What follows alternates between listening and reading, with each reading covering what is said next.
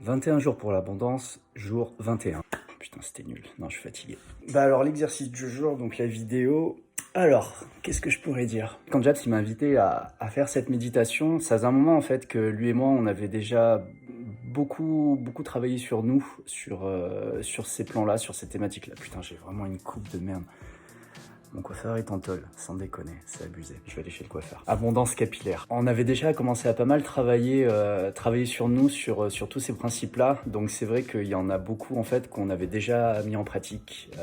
La prise de conscience sur l'abondance. On a fait beaucoup de travail justement sur le lâcher prise, sur les croyances limitantes, etc. etc. Mais ce qui revient souvent, c'est quand on n'arrête pas de se répéter, mets l'intention avec bienveillance et l'univers se charge des détails. Nous, ça fait un moment qu'on avait attaqué ce truc-là. Moi, ça fait un moment que je l'avais mis en place. Quand on parle d'abondance, en fait, effectivement, c'est le mode de vie en général. En tout cas, pour ma part, parce que là, c'est vraiment ma vision personnelle, que j'avais déjà commencé à transformer, etc. Et par exemple, la vidéo où on a fait exprès la vidéo à la con, là où je fais un plongeon dans une piscine. Ouais, Diab, je voulais te dire, bon, tes trucs d'abondance, c'est bien beau, etc. Mais franchement, enfin, c'est des conneries. Moi, franchement, tu sais, j'y crois pas trop à tout ça. Enfin bon, je voulais vivre votre truc et vive l'abondance. C'était pas une blague, c'était pas un montage. Pour le coup, c'est vraiment là que j'habite. Je viens de sortir de chez moi. Là, c'est mon petit chez moi. Là, c'est la forêt. Donc là, regardez. Hop. Voilà où j'habite. Tout ça pour dire que l'abondance, effectivement, c'est pour moi une manière déjà de prendre conscience de la chance qu'on a d'avoir déjà tout ce qu'on a. Et j'ai même envie de rejoindre la philosophie de Pierre Rabhi sur la sobriété heureuse. Enfin, remarque, ça contraste un peu avec ce que je vais vous montrer. Ce que ça m'a apporté aussi, ça a été au travers des différents exercices.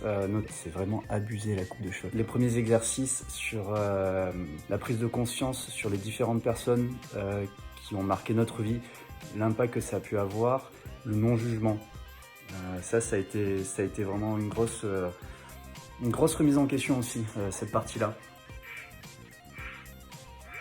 Le principe même de méditer, ça faisait un moment que j'avais envie de m'y mettre, de prendre du temps pour soi, de déconnecter le cerveau, de rien faire tout simplement. Ça a été pas évident parce que moi j'ai un cerveau qui carbure H24 non-stop et me poser comme ça sans rien faire, waouh, ça a été dur. Franchement, ça n'a pas été évident. Mais pour le coup, j'y ai pris goût et je me suis même installé l'application Petit Bambou pour continuer un peu ce genre d'exercice. Et alors par contre, ouais, le truc qui est fou, c'est que pendant cette période des 21 jours, j'ai vécu des tonnes de trucs de ouf qui me sont tombés dessus.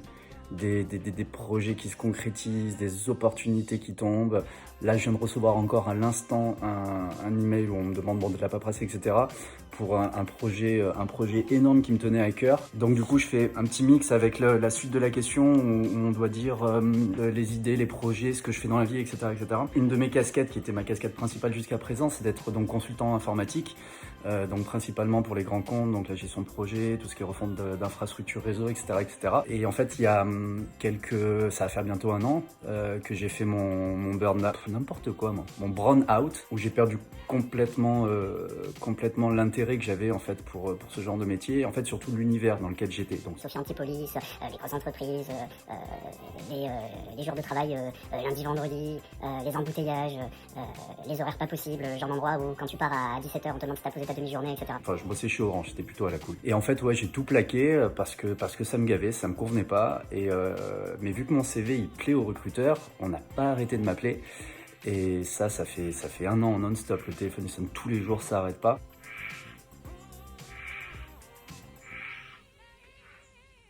Au point en fait où j'en suis venu à mettre en place des filtres, des limitations, des contraintes de plus en plus restrictives pour les recruteurs, parce que j'en avais marre de me faire appeler dans tous les sens.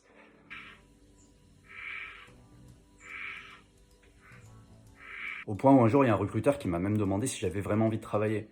Parce que je ne voulais que travailler Temps partiel, que 2 ou 3 jours par semaine, pas plus, parce que je voulais pas travailler dans des grandes villes, parce que je voulais m'éloigner de la Côte d'Azur, parce que je voulais pas aller à Sofia, parce que je voulais pas aller à Marseille, parce que je voulais aller dans les montagnes, parce que je voulais faire uniquement de l'architecture d'infra, du réseau, des refontes, etc. Je me suis cloisonné dans un truc hyper spécifique, hyper précis, hyper pointu, où là j'ai diminué vraiment les probabilités d'avoir des offres intéressantes, jusqu'au jour où on m'a appelé pour me proposer de faire la refonte de l'infrastructure réseau et téléphonie de tout le conseil départemental du 04. Alors 04, je sais plus si c'est Alpes-de-Provence, il me semble.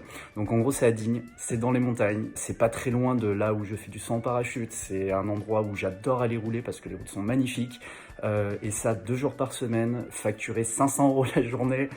Donc voilà, je vais me faire plus de 5000 balles par mois en faisant juste 2 jours par semaine pour faire ce que je veux, là où je veux. Et en fait, il a fallu simplement que je le demande. Voilà, je l'ai demandé sincèrement en disant c'est ça que je veux, et l'univers, paf, il me l'a amené. Et ça, c'est un truc de ouf. Et là, je signe le contrat aujourd'hui. Donc à partir de la semaine prochaine, j'attaque là-haut et je suis vraiment super content. Il va vraiment falloir que j'aille chez le coiffeur. En parallèle, donc je porte un énorme projet pour la ville de Draguignan pour créer le plus grand lieu de permaculture du monde sur un ancien lieu carcéral qui a été détruit pendant les inondations de 2010.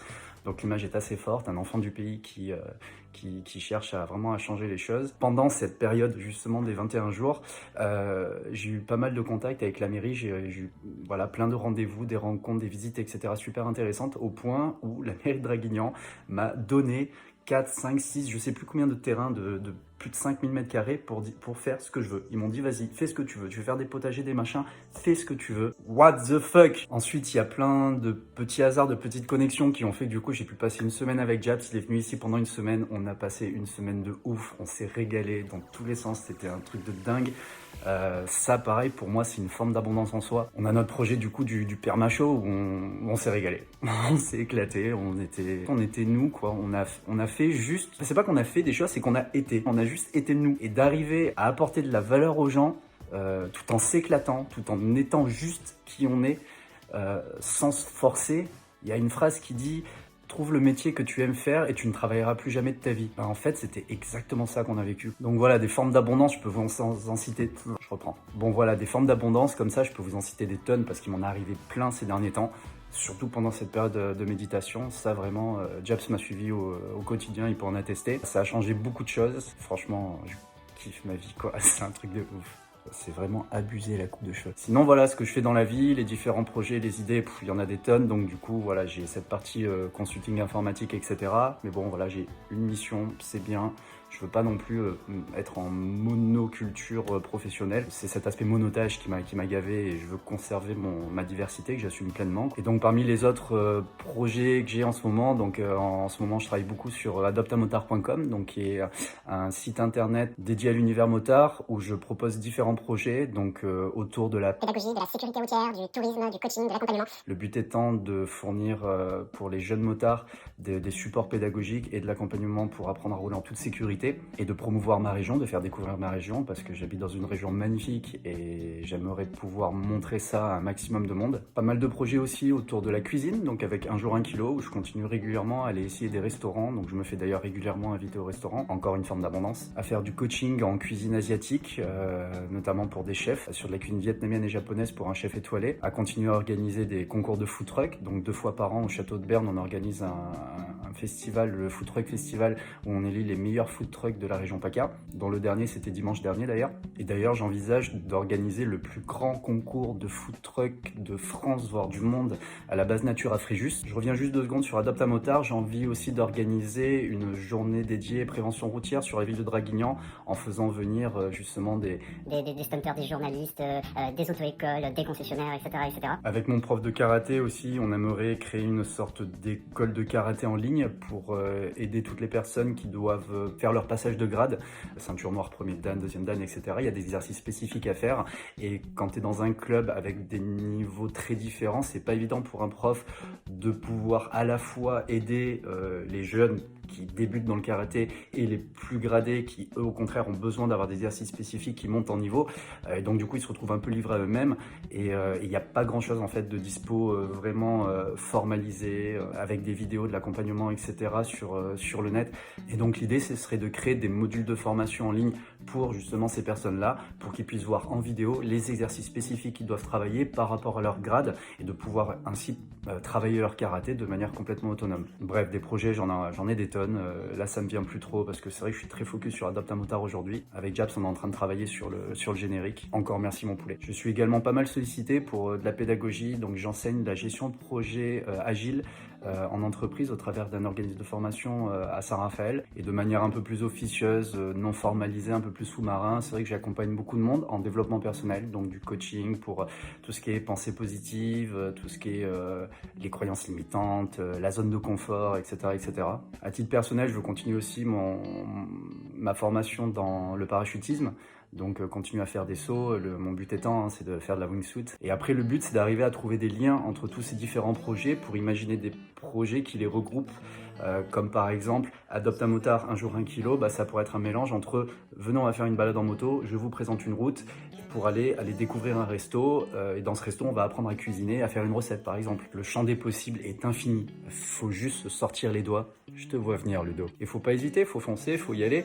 Souvent on me demande mais où je trouve toute cette inspiration pour passer à l'action, et là je leur dis non, vous prenez le problème à l'envers. D'abord tu passes à l'action, ensuite tu auras de l'inspiration. C'est un des principes de base de l'agilité, l'amélioration continue. On délivre une petite valeur, on fait un essai, on regarde, on prend un feedback, on l'améliore, et doucement, doucement, doucement, on améliore le produit. Mais pour ça, il faut se lancer. Sortez-vous les doigts. Allez mes poulets, je vous laisse, j'ai encore pas mal de taf à faire. Je vous fais des bisous. Encore merci pour cette formation tous ensemble, cette méditation, cette période qu'on a partagée ensemble. Vive l'abondance. Je vous fais tout plein de bisous. À bientôt les amis. Tchuss.